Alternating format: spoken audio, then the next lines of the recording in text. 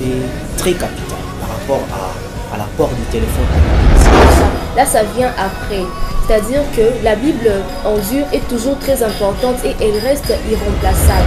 Aussi, une personne qui a un téléphone, comme j'avais dit, il aura tout le temps certaines notifications, des appels qui pourraient l'amener au dérangement ou à la distraction. Je sais seulement les smartphones, comme ça, des choses comme ça. Tu ne sauras pas quand même certaines vérités qui sont cachées. Shalom peuple de Dieu, bienvenue sur le plateau de SPS Sauver pour Sauver. Alors ce matin, nous allons parler autour d'un thème qui s'intitule Chrétiens face au siècle présent. Alors, il est probable que nous sommes en train de voir les choses qui répercutent sur notre génération, sur ce temps présent, par rapport aux activités qui naissent, par rapport à la technologie, par rapport aux pensées humaines. Et tout ça, ça commence à enfreindre un tout petit peu la parole de Dieu. Et les gens commencent à s'y adapter, pensant que c'est bon. Alors, nous allons nous éclairer en fait nos opinions en se basant sur la Bible. Alors, je tiens à présenter les amis avec qui nous allons partager ce matin. Et c'est un important sujet. À ma gauche, nous avons la sœur Salem. Bonjour ma sœur, ça va? Nous avons le frère Caleb. Bonjour mon frère Caleb. Bonjour. Ça fait longtemps. Et nous avons notre sœur Gloria. Bonjour ma sœur. Bonjour. Ok, d'accord. Alors, notre première question serait l'apport du smartphone à la place de la Bible en dur. De nos jours, nous voyons des gens qui préfèrent tant mieux avoir des smartphones à la place d'amener leur Bible en dur. Et parfois, il y a des avantages et des désavantages aussi. Alors, je ne sais pas. Qu'est-ce que vous pensez? Les gens préfèrent. Moi, je me dis, il se peut que le smartphone tombe en panne. Il se peut qu'il n'y a pas de batterie. Je ne sais pas, les gens donnent beaucoup plus de l'importance. Je ne sais pas si c'est la technologie, on doit toujours pencher à cela. Mais les gens préfèrent mieux le smartphone par rapport à la Bible. Je ne sais pas, ma soeur Salem, qu'est-ce que toi tu penses de ça? Donc, tu sais que les présents. En fait, l'apport de la Bible à l'église à la place de la, en fait, Des smartphone à la place de la Bible en dur, c'est pas vraiment si mauvais que ça. Mais ce n'est pas sur ça qu'on devrait se focaliser étant qu'enfant de Dieu. La Bible en dur ne peut pas être remplacée par n'importe quel instrument que ce soit. Donc il vaudrait mieux pour un chacun d'enfants de Dieu de savoir que la Bible en dur est toujours très importante et les smartphones ne peut être là au cas où on n'a pas besoin de s'encombrer avec la Bible. Par exemple, on n'a pas toujours besoin de se promener avec son sac à main. Et dans ces cas-là, on aura besoin de son smartphone. Mais ça ne doit pas être la première chose à laquelle on doit recourir pour sa méditation. C'est un peu... Par rapport à la question, soit à l'intervention de la sœur Salem, je voudrais ajouter une chose. Les smartphones, ce n'est pas d'abord mauvais, mais ça devient mauvais lorsque nous devenons trop dépendants de cela. Lorsque dans nos cultes, lorsque dans nos moments de culte, dans nos moments de prière, nous devenons trop dépendants de cela. Aussi, déjà la Bible dit que le livre de ses lois ne s'éloigne pas de ta bouche. Ce que Dieu nous demande, nous recommande, c'est de lire sa parole dans la source même, dans son originalité. Donc la Bible doit toujours avoir sa place au milieu des chrétiens.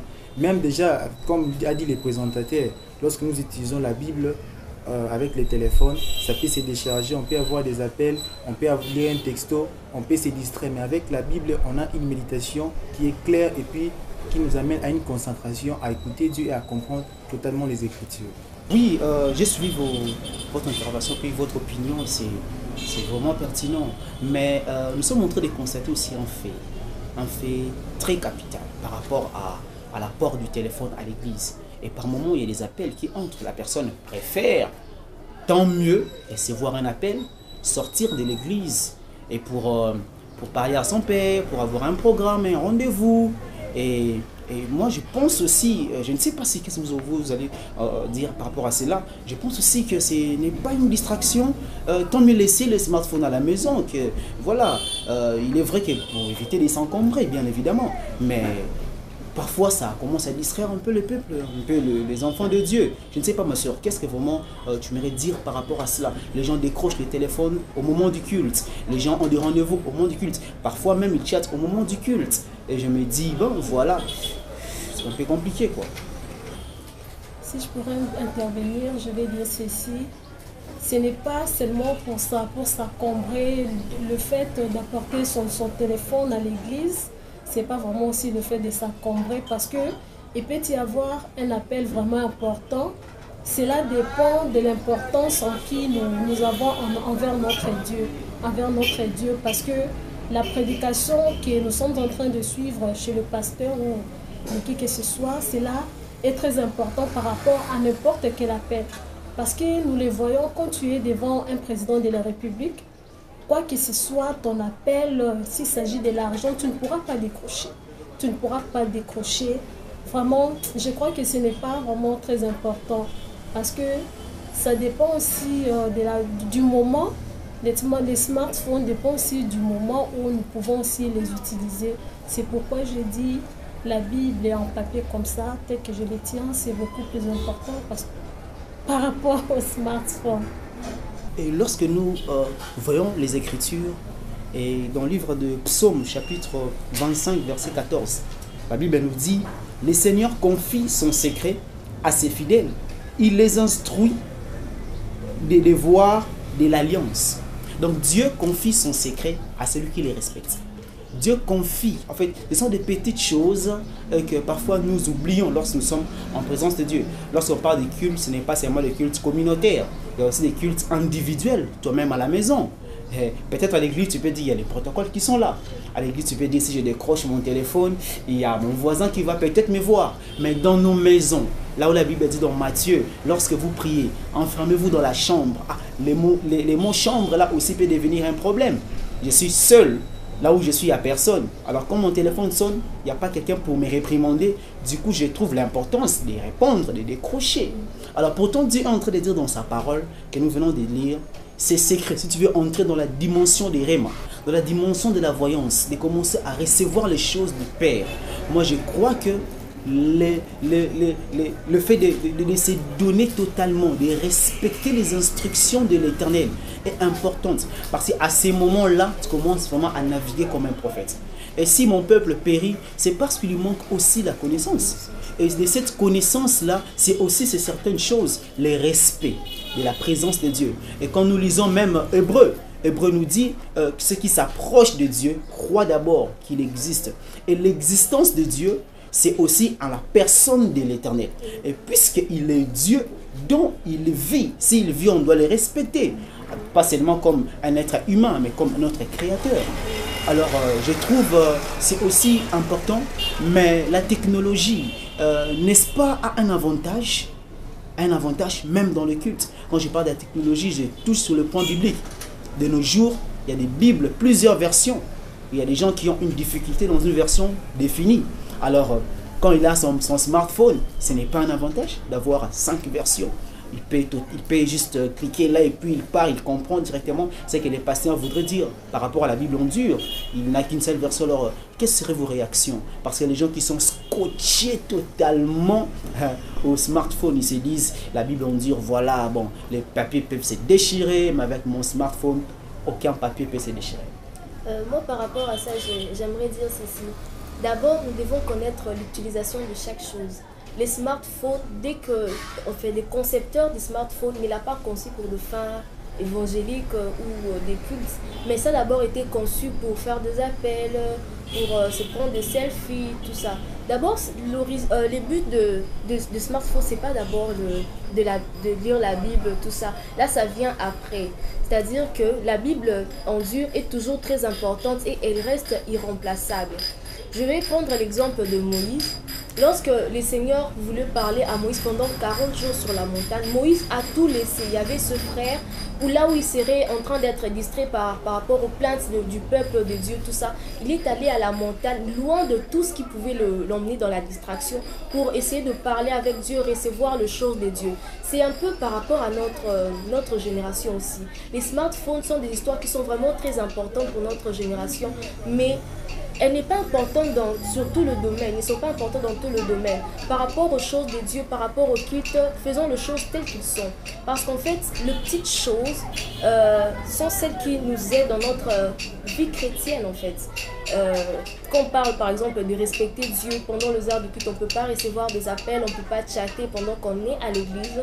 Ce sont ces petites choses qui constituent même la base de notre foi chrétienne. À part Moïse, je peux parler de Daniel. Daniel était dans le pays de Babylone comme un exilé, mais là il a brillé parce qu'il a honoré Dieu.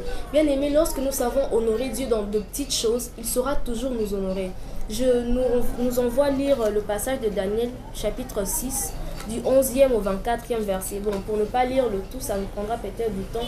Mais tout simplement que c'est la partie où on parle de Daniel lorsqu'il était enfermé parce qu'il n'avait pas accepté la loi, il n'avait pas obéi à la loi qui stipulait qu'on ne pouvait pas adorer un autre Dieu que le roi qui était en place. Alors, vu que lui, il continuait à adorer son Dieu, à cause de son alliance avec Dieu, il a été enfermé, il a été jeté dans la fosse au lion. Mais vous savez, tout ce qui s'est passé, Dieu l'a défendu. Dieu nous défend lorsque nous les honorons dans de petites choses. Okay. Donc, c'est un peu ça. Et dans le dernier verset 25 jusqu'au 29e, nous voyons que Dieu l'a honoré. Dieu l'a défendu. Ses ennemis ont pris sa place, donc ils sont morts à la place de Daniel.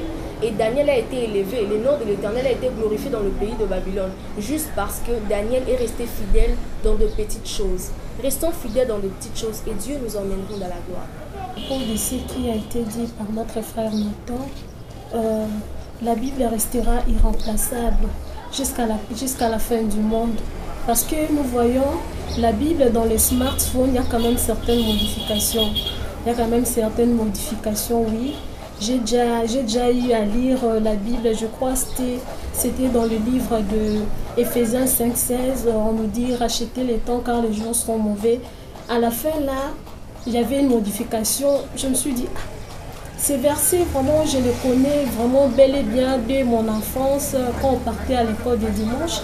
J'ai eu à vérifier dans la Bible comme ça, c'était vraiment pas correct. C'est pourquoi je me dis, c'est beaucoup plus se focaliser dans la Bible en papier comme ça, parce que du jour au jour jusqu'à la fin, vraiment, il n'y aura aucune modification par rapport à la Bible, quel que soit le marque de téléphone, vraiment, on ne peut pas se baser sur ça. C'est très important parce que il peut y avoir, l'utilisation peut être bonne, vraiment. On ne refuse pas, mais il faut de tous les temps jeter aussi un coup d'œil ici. Comme il y a plusieurs versions, ce n'est pas vraiment très important, c'est basé comme moi, c'est beaucoup plus mieux de lire par parole de vie. Par exemple, je ne peux pas lire, comment est-ce qu'on les appelle, même Darby ou Tob. Comment est-ce que nous saurons que la vraie vérité se trouve dans telle Bible? Parce qu'il y a certaines Bibles, il y a une traduction écuménique. Il y a la traduction écuménique. Quelqu'un qui est par exemple ignorante, je sais seulement les smartphones, comme ça, des choses comme ça, tu ne sauras pas quand même certaines vérités qui sont cachées. C'est tout ce que j'allais dire. Ok. D'abord, il faut savoir une chose, que quand nous parlons du culte selon Dieu, le culte d'abord est personnel.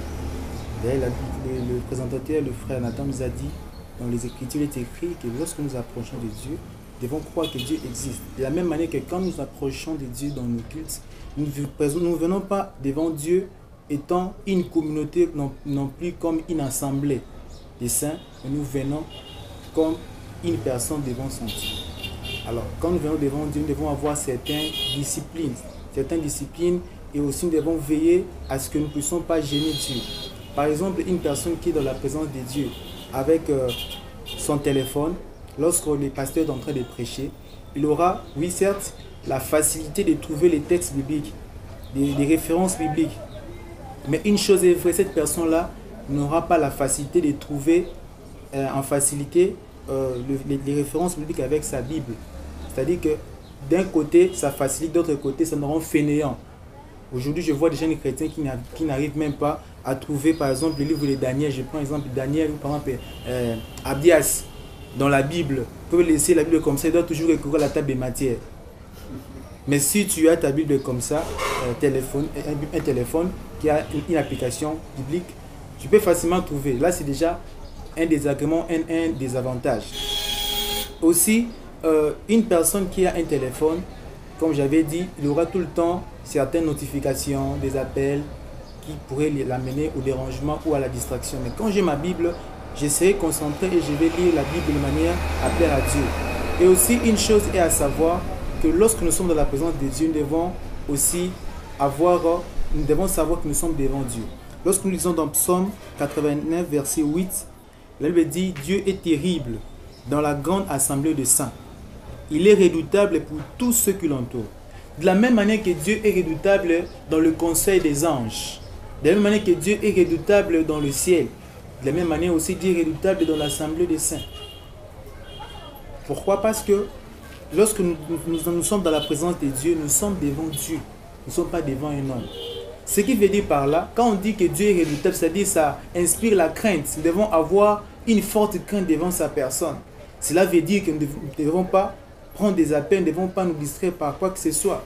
Comme a si bien dit ma sœur Gloria, elle a dit lorsque vous êtes devant une autorité de ce monde, comme le président de la République, comme le roi, comme un empereur, vous n'allez pas jouer avec votre téléphone, vous n'allez pas vous hasarder de sortir pendant que vous êtes devant cette personne. Alors nous devons faire autant à Dieu même au-delà, parce que Dieu mérite toute vénération. Amen. Amen. Mais il y a aussi une chose, si je vous ai bien suivi, il y a les avantages, aussi les désavantages de smartphone, l'apport de smartphone à l'église, même à la place des Bibles en dur.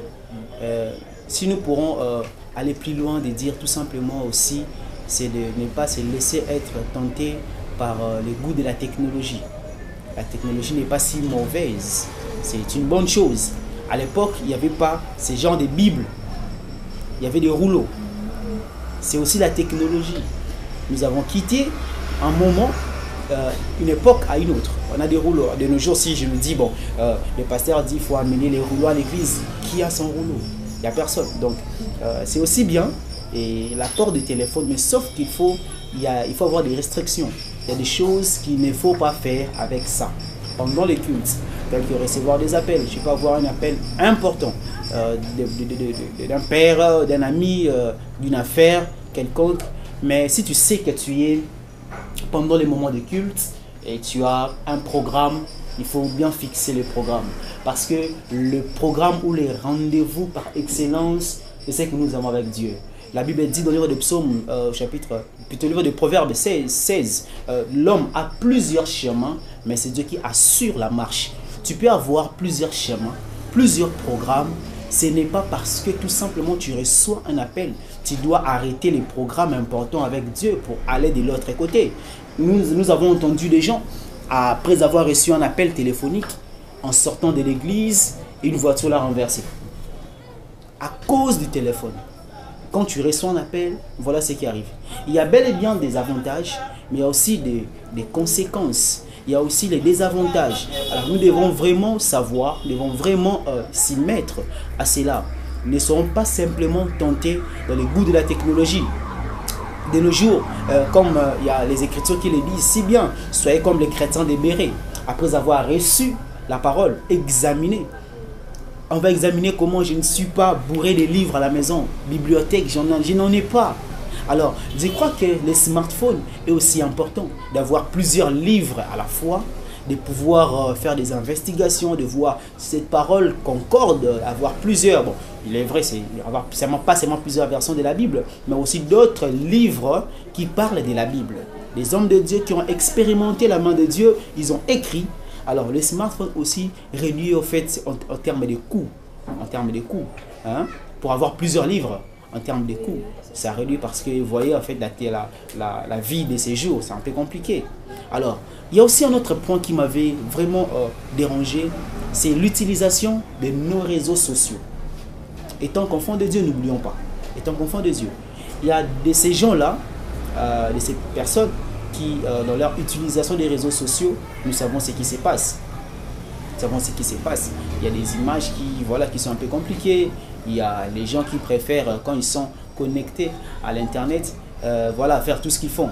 Il y a même, j'ai entendu quelqu'un dire, une personne était à l'église, l'église avait sa connexion Internet, les frères commencent à télécharger les images obscènes. Alors pendant qu'il téléchargeait, et il a vu l'espace de son téléphone qui était insuffisant. Il a préféré désinstaller la Bible pour télécharger autre chose. Alors parfois, nos réseaux sociaux commencent aussi à nous tenter, je ne sais pas. Commencent vraiment un peu à nous tenter. Au lieu d'avoir l'argent pour la dîme ou l'argent pour les offrandes, on préfère avoir les mégabytes pour chatter avec nos proches. C'est pas mauvais, ça nous relie. Ça nous relie. Mais parfois, ça commence à nous distraire. Il est temps de méditer la Bible. Il est temps de prier. On s'est dit, on va prier après. Mais on oublie que le fait d'être exposé à la lumière du téléphone, même la nuit, ça nous fatigue un peu les yeux. Et puis du coup, on s'endort. On oublie même de méditer, de lire la Bible. Est-ce qu'il n'y a pas vraiment un poison là-dedans dans les réseaux sociaux qui commence à empoisonner l'Église jusqu'à attirer l'Église dans le sommeil spirituel? Beaucoup de frères. À mon avis, il n'y a pas de poison en fait. Tout dépend de la manière dont chacun conçoit Dieu. Tout dépend de notre relation avec Dieu, de la valeur et de l'importance que nous accordons à sa personne. Puisque une personne, il y a des personnes, en fait, par exemple, le pasteur, avant de venir prêcher, peut-être qu'il a téléchargé des livres qui lui ont permis de se documenter par rapport au thème qu'il doit venir prêcher à l'église. Ça arrive. Mais ce que je peux dire, tout dépend de l'utilisation. Chacun doit savoir que la Bible dit déjà, avant que j'aille loin, faut faire la part de choses. Donner à César ce qui est à César et à Dieu ce qui est à Dieu. Quand on accorde de l'importance et de la valeur à Dieu, on saura lui donner notre temps, on saura lui donner ce qu'il y a de mieux pour nous. Et parfois, c'est notre temps qu'on devrait passer pour faire autre chose qui ne sera pas si important que ça. Si on passe ces temps-là à lire la Bible, à la méditer, à la comprendre, ça nous instruit, ça nourrit notre homme intérieur, ça nous donne à être à l'image de Jésus, en fait. Et par rapport à ça, je dirais que chacun doit juste savoir se discipliner et faire la part des choses, en fait. Je voudrais aussi ajouter à ce que la sœur Salem a dit. D'abord, l'apôtre Paul, quand il est en train de dire que ne vous conformez pas au siècle présent, mais soyez transformés par le renouvellement de l'intelligence. Le but, ce n'est pas que nous puissions chasser ou refuser tout ce qui est dans la technologie, non. Mais de pouvoir avoir une intelligence qui est transformée. Cela va nous conduire en fait à discerner les biens du mal, à séparer ce qui est prioritaire à ce qui n'est pas prioritaire. Voilà pourquoi beaucoup de personnes aujourd'hui, quand on lit ces versets-là, ils disent que non, le téléphone a été créé par des magiciens, donc on ne peut pas utiliser, non.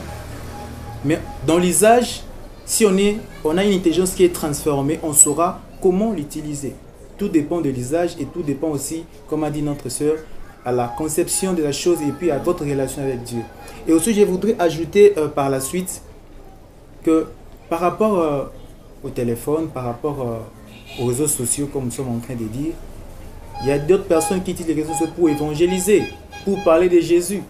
Parce que le diable, en réalité, il n'a rien créé. Déjà, j'ai dit, Dieu est le Tout-Puissant. Parce que s'il est le Tout-Puissant, c'est que le diable n'a rien.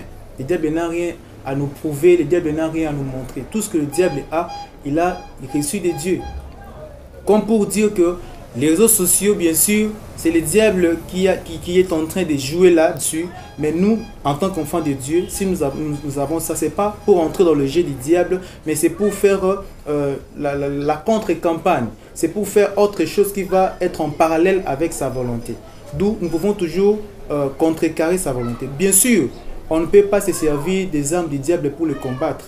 Mais on peut se servir des armes du diable autrement pour intercepter toutes ces actions. Je pense que c'est important d'utiliser les réseaux sociaux pour des fins bibliques, pour des fins évangéliques. Aussi, en parlant de la Bible, il y a d'autres groupes bibliques qu'on peut retrouver sur Facebook. Des partages, il y a des groupes où on donne même des versets bibliques de la journée qui édifient des personnes. Donc tout dépend de l'usage. Mais aussi une chose qui est très importante, nous devons savoir par rapport aux réseaux sociaux. Les réseaux sociaux sont faits pour communiquer avec les gens. Mais c'est que les gens oublient qu'il y a plus d'importance à communiquer avec Dieu que les hommes. Quand tu as un problème, ne cherche pas à entrer dans les réseaux sociaux pour communiquer, parler aux gens. Parce que ces gens-là n'auront rien apporté à ta foi. Mais si tu prenais le temps que tu perds en communiquant avec les gens dans les réseaux sociaux, que tu les capitalisais pour parler avec Dieu, communiquer avec Dieu, je pense que certains problèmes qui traînent encore dans ta vie auraient déjà trouvé des solutions. Donc c'est important de laisser Dieu au sommet de toutes choses et c'est là que tu auras des réponses à tes problèmes. Amen. Amen. Amen. Amen. Je voulais dire une chose vraiment très importante. Après notre émission, tout ce qui est en train de se passer ici sera diffusé sur Facebook, Twitter, vraiment dans nos réseaux sociaux qui sont là, Instagram. Nous avons nos Oui, réseaux sociaux. ça est là. Seul, quelqu'un peut être, bon, je ne suis pas chrétien, bon, après avoir sur Facebook, quand nous postons, nous mettons des statuts et tout consort, nous avons des amis qui n'est pas aussi peut-être pas chrétien, qui n'est pas vraiment aussi pas converti. Après avoir vu tous nos sites ici, il peut être intéressé. Bon, je vais vraiment voir vos émissions, regarder vos émissions sur Facebook par exemple, sur Twitter, Instagram et tout consort. Il peut être touché. Il peut être touché par les réseaux sociaux.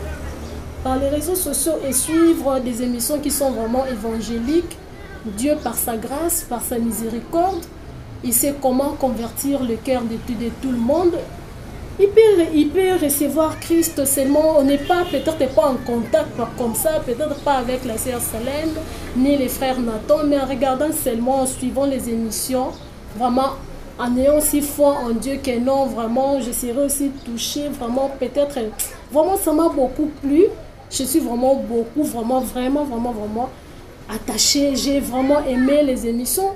Il peut être transformé, être revêtu, revenir l'image du Christ comme ça. Ce n'est pas vraiment mauvaise. Ce n'est pas vraiment mauvaise. Amen. Amen.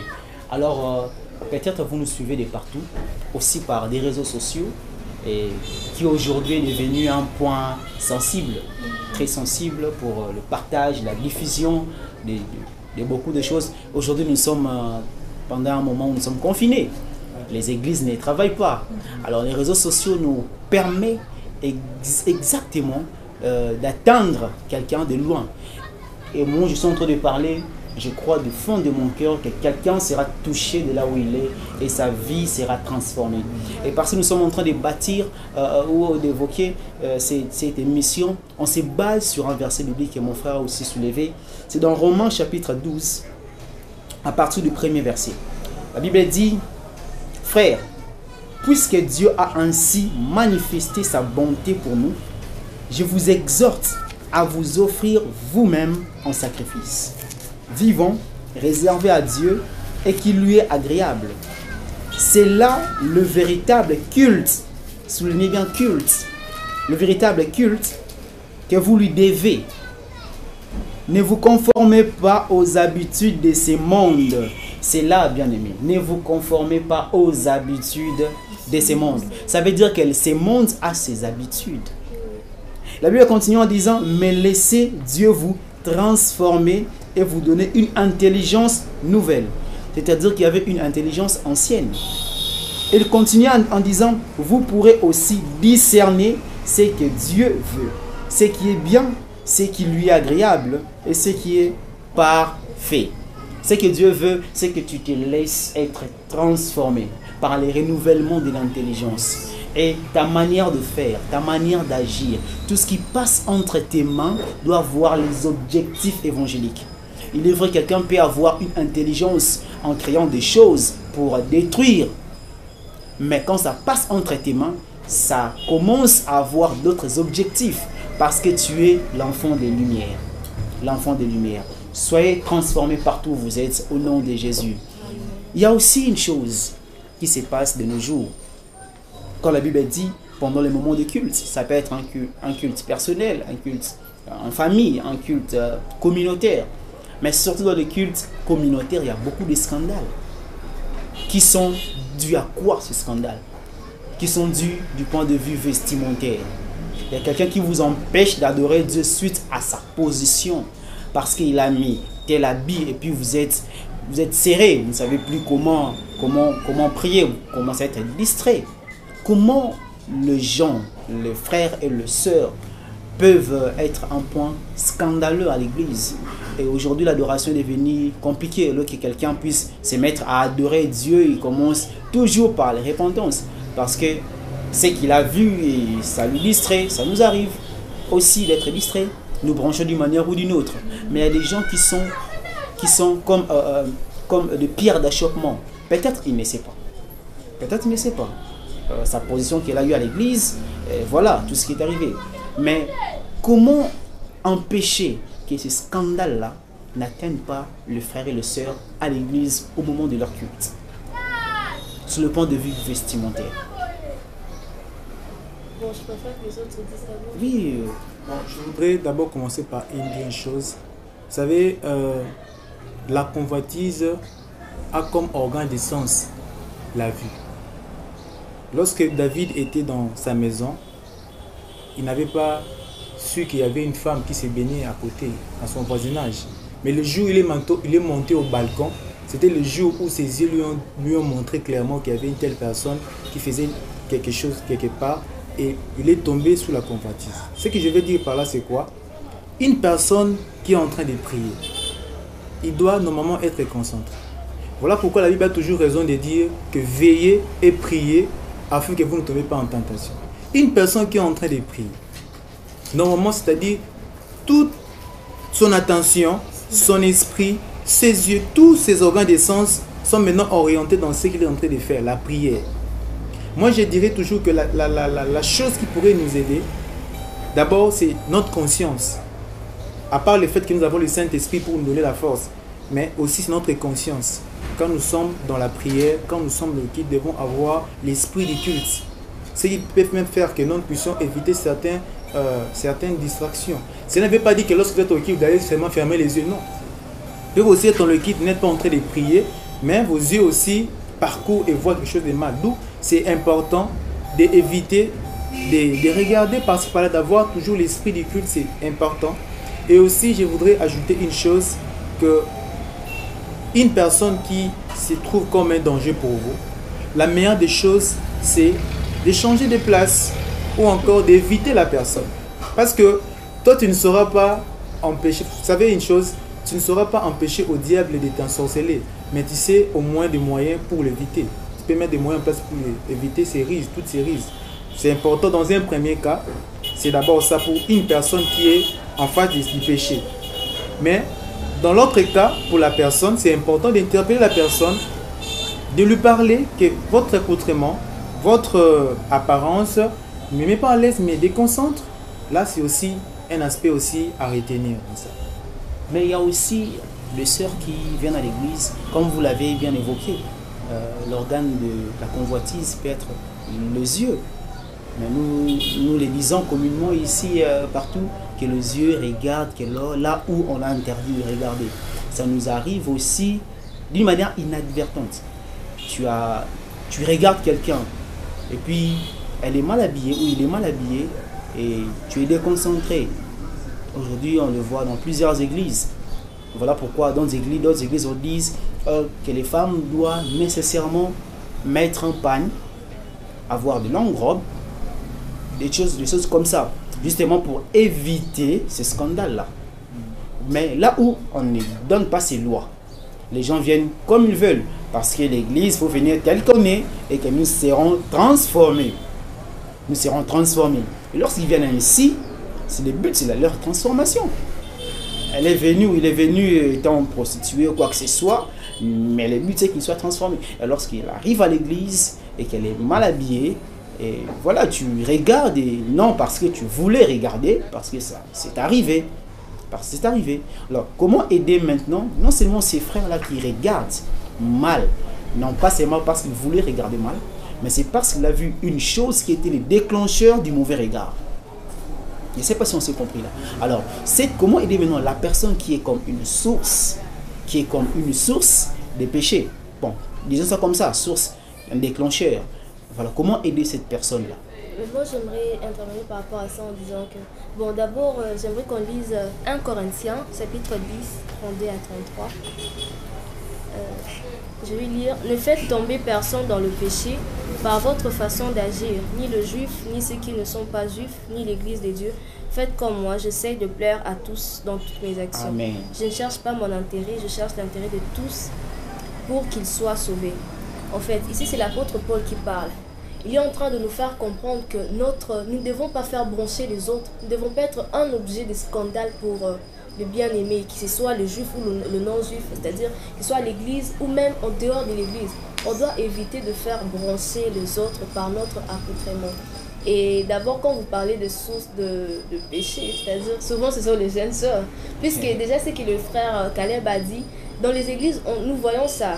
Vous verrez que le protocole, quand il voit une jeune femme mal habillée, il demande non madame, mettez-vous derrière par exemple, ne vous mettez pas devant, faites ici ou c'est là, où ajoutez un pagne, tout ça, ça arrive. Mais lorsqu'on n'interdit pas ces choses, c'est parce qu'on suppose que lorsque nous venons à Dieu, il y a de certaines choses qu'on doit cesser de faire, étant enfant de Dieu. Il y a la parole qui doit nous changer, qui doit nous transformer. Donc l'Église suppose que nous devons être des personnes un peu matures, je dirais, sur ce point-là. Donc la femme ne doit pas laisser son corps, ne doit pas mettre des habits qui laissent voir son corps. Des habits trop serrés par exemple, et ça aussi ça dérange certaines personnes. Et pour éviter ça, c'est la meilleure façon, la meilleure chose à faire, c'est de choisir des vêtements qui sont décentes. Et la Bible nous demande de le faire. Et il y a aussi des vêtements qui sont... Bon, la Bible nous demande d'éviter de mettre des habits qui sont trop extravagantes, par exemple, ça aussi. Ces genres d'histoires, ça fait naître la convoitise dans le cœur de certaines personnes.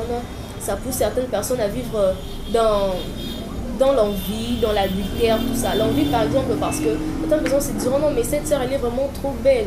Et j'aimerais être comme elle, alors qu'on n'a pas toujours le moyen de se procurer de ces choses. Alors, on pourrait vivre dans une certaine façon qui ne plaira pas toujours à Dieu. Voilà pourquoi Paul dit que notre façon à nous de nous comporter, notre façon d'être, ne doit pas être un scandale pour que les autres puissent perdre leur salut, si je devrais le dire comme ça de façon littéraire. Nous devons contribuer au salut des autres. C'est-à-dire que nous devons, par nos actions, par notre accoutrement, contribuer à la foi des autres. C'est un peu ça. Et par rapport à la convoitise, comme le frère Caleb l'a si bien soulevé, donc évitez de regarder par-ci, par-là quand on est à l'église. Il y a un passage qui me vient à l'esprit, celui de Jacques. La Bible dit, le péché naît à cause de la convoitise. Et la prière pour moi à faire, puisque c'est lui qui nous empêche de pécher, c'est le Saint-Esprit. C'est lui qui nous rend forts devant le péché, c'est lui qui nous aide à ne pas tomber dans le péché. Donc la prière à faire, c'est que Seigneur, aide-moi à ne pas vivre dans la convoitise. Enlève toute convoitise dans mon cœur pour que je puisse te servir comme il se doit. Donc c'est un peu ça mon intervention. Amen. Ce que j'aimerais dire à un frère ou une sœur qui nous suit, je ne sais pas où tu es, mais certainement tu es en train de nous suivre. La Bible nous dit dans le livre de Jacques, chapitre 1, verset 14. J'ai lu la version Semeur. Comme des enfants obéissants, ne vous laissez plus diriger par les passions qui vous gouvernaient autrefois, au temps de votre ignorance. Déjà, lorsque nous venons à Dieu, nous avons donné notre vie au Seigneur, on n'est plus des ignorants.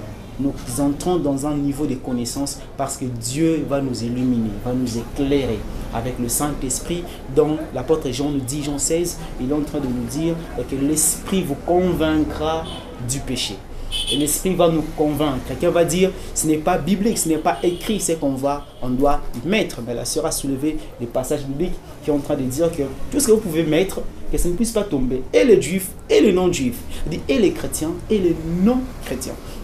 C'est-à-dire, étant être humain, il faut que notre habillement soit sobre, notre manière de s'habiller. Si autrefois on avait une certaine façon de faire, à cause de Jésus à la croix qui nous a transformés, nous croyons à la puissance de la nouvelle naissance.